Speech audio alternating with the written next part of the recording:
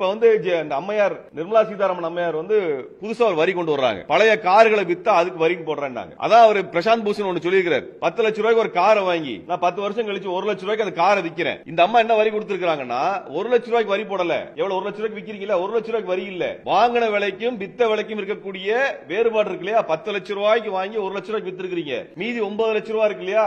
அந்த 9 லட்சம் ரூபாய்க்கு வரி போட்டிருக்காங்க. அந்த 9 லட்சம் ரூபாய்க்கு வரி போட்டா கிட்டத்தட்ட 1.5 லட்சம் கோடி 1.5 லட்சம் ரூபாய் நீங்க வரி கட்டணும். கார் விக்கிறது 1 லட்சம் ரூபாய்க்கு விக்கிறீங்க, அரசாங்கத்துக்கு 1.5 லட்சம் ரூபாய் வரி கொடுக்குறீங்க. இப்படி வரி மேல வரி போட்டு நம்மள எல்லாம் கொலை செய்யக்கூடிய, நம்மள எல்லாம் நெருக்கடி தள்ள, வருமானம் ஏறல, வரி ஏறிக்கிட்டே போயிட்டு இருக்குது. எல்லாத்துக்கும் வரி போட்டு இருக்கீங்க. அவ இப்படிப்பட்ட வரியை வாங்கி தமிழர்களுக்கு பங்கை தரல. அது கேட்டா தமிழர்களுக்கான நாங்க ஸ்டேட் ஜிஎஸ்டி போடுறோம் சொல்றாங்க. தமிழ்நாடு உற்பத்தி பண்ணக்கூடிய, தமிழ்நாடு வணிகம் செய்யறதுல இருந்து தான் வரியும் கொடுக்கிறோம் சென்ட்ரல் மத்திய அரசாங்கத்துக்கு. அதுதான் நாங்க வரியும் கொடுக்கிறோம். மாநில அரசு இதெல்லாம் வரி போடுங்கன்னு யாரும் கேட்கல. கேட்டா ஸ்டேட் ஜிஎஸ்டி வாங்குறீங்களா கேக்குறாங்க. மாநில அரசு வரி கேட்டாங்களா இதெல்லாம் போட சொல்லி? ஒன்றிய அரசினுடைய ஜிஎஸ்டி கவுன்சில் எல்லா மாநிலங்களையும் சேர்த்து இதெல்லாம் வரி என்று முடிவு பண்ணுவது ஒன்றிய அரசு, மோடி அரசு, நிர்மலா சீதாராமன். ஆனா மாநிலத்துக்கு வரி தர்றோம், மாநிலத்துக்கு வரி தர்றோம் சொல்லி இது போன்ற மடைமாற்றுகின்ற வேலையெல்லாம் பாஜக செய்து கொண்டிருக்கிறது.